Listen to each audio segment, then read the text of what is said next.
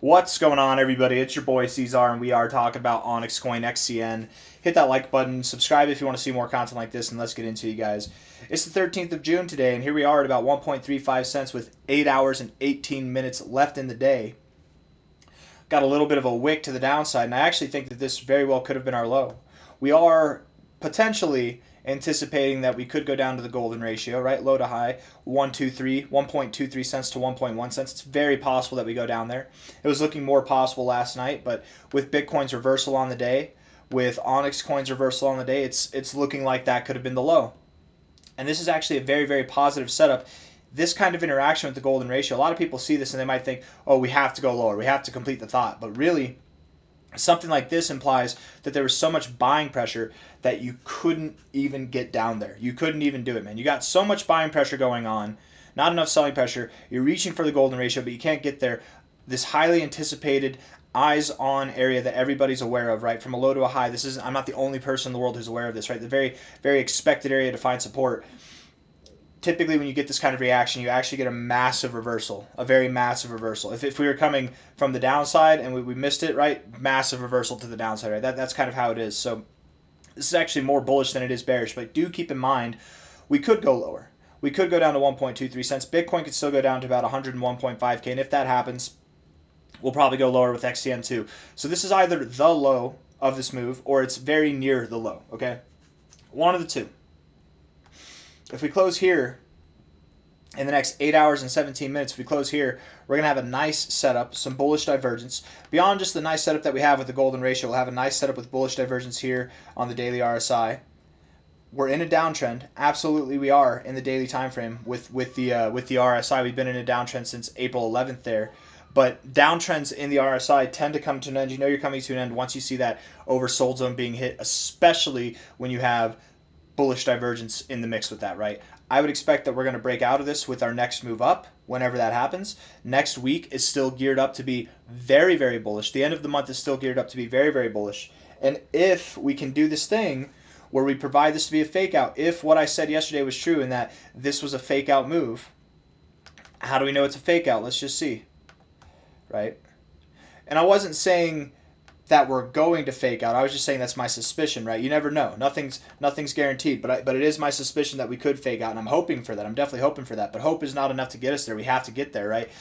If today can come back up and close in this range, that's a fake out. That's definition of a fake out. If tomorrow comes back up in this range and we close up in this range, we start progressing higher, that's a fake out. What happened? That's a fake out. And if it is a fake out, what's great about that is our measure move on the bull flag still, I wouldn't measure it from the fake out. If it's a fake out, it's fake price. Let's measure it from here. It would still be above 5 cents. Our measure move would still be above 5 cents. Now, if we close here, tomorrow closes lower, the next day closes, if we're making our way down to that golden ratio, we linger below this line, we've definitely broken out at that point. But this is not a breakout, at least not at the moment, right? It's a fake out. And that's why yesterday the title, the last video that I made for OnyxCoin was fake out, question mark, right? Let's look at some other stuff. Let's get into the short-term stuff, and then we'll see if we can validate if we're moving higher from here or not, or if by the end of the day we'll come down lower and maybe expect lower prices tomorrow. Let's look at the 1 hour time frame, and we'll zoom out from there, okay? Well, this is some pretty good stuff on the 1 hour time frame, my friends. That's a good-looking candle. We got 14 minutes left. We're breaking out of this here on this low. You're also breaking out of this downtrend that you started on your 1 hour time frame. And just to touch on this, not financial advice, not a financial advisor, and I'm not trying to upset anybody or hurt their feelings, right? I try to avoid talking about stuff like this, world politics and stuff like this. I mean, I give my opinions on it and stuff, but I try to keep it brief. Yes, everything that happened with Israel and Iran yesterday, Israel attacking Iran, shook up the markets probably a little bit. But the reality is we started moving down on June 9th. That happened yesterday, June 12th, okay? This has been something that's been building for days before then. Yesterday was just that cherry on top, or today, whatever part of the world you're in. Today, yesterday, late in the 12th, early in the 13th of June, some stuff happened, but really this is pretty normal, typical behavior in the RSI. And we've broken out of that downtrend now, okay? Show me the charts and I'll tell you the news. That's what I was saying in my last Bitcoin video, right? And right now the charts are telling me some good news is coming, you guys. Some good news is definitely coming. That doesn't mean there has to be good news between Israel and Iran, but some good news for crypto probably, right, is what I'm thinking. Breaking out of this downtrend in the way that you're breaking out of it tells me that we're probably done moving down, that this likely is the low. There is a chance where we could go lower. You know, maybe we reject here and we're moving sideways. Sometimes that happens. We're not in a downtrend anymore. And if that happens, we will see a lower low. But 1.23 cents to 1.1 cents is the price zone that I would expect us to hold if we were to go lower. So again, either this is the low or we're very, very near the low. And we're just getting a little bit of volatility right now. But I like what I'm seeing here. I want to look at this on Coinbase real quick with volume. Not a whole lot of volume coming in. All right, that's the one thing that I don't like, is that we don't have a whole lot of volume coming in. Sure, it's growing, which is nice. It is growing in volume, but it's not really above average volume, right? Hopefully some more volume comes in the next 13 minutes, but I'm not counting on that. It's also not terrible if it's like this so far, but this in itself could imply that we do reverse. We are at an area in the 1 hour time frame where we could reverse. It's very important to consider that 1.23 to 1.1 cents is a possible outcome. Okay, it's very, very important to consider that. But for now, I'm not bearish on this. We do have higher highs in the RSI with lower highs in the price. That is hidden bearish divergence. So it is possible that we turn around from here. But does that mean that we go lower than this low? That doesn't mean that. No. It just means maybe we stagger for a second before moving higher. It could mean that we go below that low, but we'll know when we get there, I guess. The 4 hour RSI, pretty bearish, honestly. Not even getting overbought, getting oversold several times. You can't even get overbought. Definitely bearish. So we have to turn some stuff around here. I would say if you want to make this 4 hour time frame bullish, the goal, you'd have to get above about 1.6 cents. If you can get, and not just wick, but like close. If you can close above this 382 here, close above these highs on a 4 hour time frame or higher, then that would validate to me that this is the low. It would validate that we're moving up higher. Okay. Until then, it is possible that we might move up to about 1.5 cents, even move up to about 1.5, 1.45 cents, somewhere around there, and then come back down and see lower prices, right? And it's fine if we do. It's fine if we do. Looking at the daily time frame here, bullish divergence if we close here today and then we get a green day tomorrow. You need the green day. Closing here with this look of bullish divergence isn't enough, because if tomorrow closes red, like 10% to the downside, we get rid of that bullish divergence, right? You need today to close here or higher, or here, or not too dramatically lower, right? Not lower than that low there. And then tomorrow needs to close green to validate this is bullish divergence, right? If we keep closing red days, it won't be. So the 4 hours, the only one that looks bearish. There's bullish things, more bullish things than bearish things on the 1 hour time frame.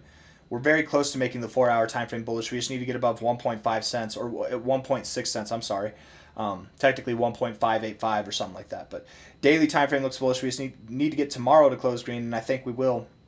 And from there, if this is the low, if we're building from here, we're bouncing off of the golden ratio zone just above it, and this is actually a very powerful signal that will likely ignite the price to dramatically higher prices in a very short amount of time. We're going to start doing OnyxCoin type moves here next week. Okay, that's still the suspicion. That's still what I'm maintaining, and overall, I think that we're still on track. I should say, we're still in the right trajectory to see this thing go all the way up to about 26 to 32 cents by the end of July.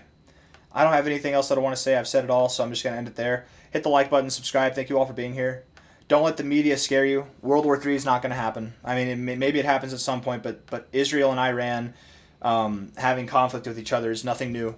It's been going on since before I was born, okay? It's nothing new. As sad and tragic as it is, people are dying, cities are being attacked. It's nothing new. These guys have been at conflict with each other. It's like a bad relationship. They're on again, off again, man. It really isn't nothing new. So, and I said this in my Bitcoin video, if this was like China attacking Israel or Russia attacking Germany or a different country than Ukraine, if the United States was hopping in open conflict with these countries, right? So if a new country was getting involved, then it's time to be concerned for World War III. But until then, just understand the media is not meant to help you. It's meant to get clicks, it's meant to get views, it's meant to get engagement, and the thing that gets the most engagement is fear. And what's one of the biggest things that people fear? Armageddon, nuclear fallout, nuclear catastrophe, right?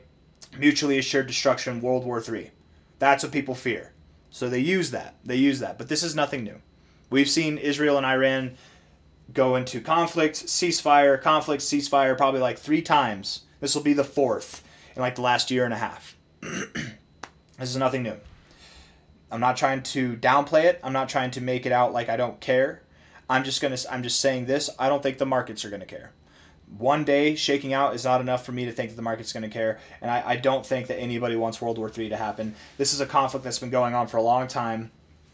It's a bad relationship, and this is that moment where dust is getting kicked up, unfortunately. But I got nothing else to say. I'm going to stop talking. Hit the like button, subscribe. Thank you all for being here. I'll see you on the next one. Bye-bye.